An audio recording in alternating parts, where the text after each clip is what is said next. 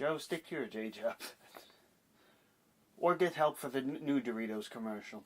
The Olympic Games, the biggest multinational sports enterprise in the world. Yeah, maybe the World Cup could qualify close enough. But before the World Cup, there was the Olympics. The Olympics are one of the greatest celebrations of the small and big athletes of the world coming together. And while this year's 2018 Pyeongchang Olympics in South Korea have been marred slightly by some politics and some reporting gaffes, all in all, it's still doing pretty well. And it got me thinking, how would a Summer Olympic bid for New York City look like? This is also going to be split up into two parts. This first part is going to be talking about what doesn't need to be built, what's already in place and can be used. And then the second part next week, we'll talk about what still needs to be done, what other venues and transportation options need to be done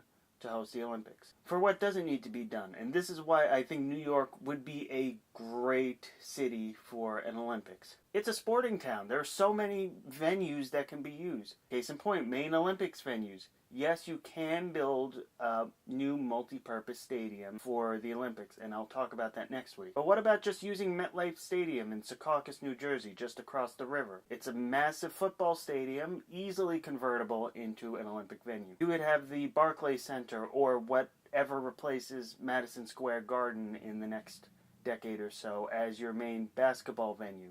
You also have Nassau Coliseum and the Prudential Center not far away that can host preliminaries. Baseball, which I'm going to assume will still be in the Olympics. It just got reinstated for the upcoming 2020 Olympics in Tokyo. But they can be held in either Yankee Stadium or Citi Field. I say one or the other because you still need to have one of them open for the regular season, assuming likely that they don't stop for the Olympics. I would assume Citi Field just because of its proximity to the Billie Jean King Tennis Center, the water polo, and other several events that would occur right around that area in Flushing. Soccer, the big event, the finals would take place, obviously, in the Olympic Stadium. And if that stadium is not the MetLife Stadium, some preliminaries could be had there. Other venues would include the Javits Center for Gymnastics, mountain biking, and other motocross sports in Staten Island. And then finally, the big one, the marathon. Considering that recent Olympics such as London and Rio have gone away from the historic trend and have had their marathons not end at the Olympic Stadium, I'm going to go with that and say that the Olympics in New York would end in Central Park. Now that could mean just copying and pasting the New York City Marathon, and yes, it would work.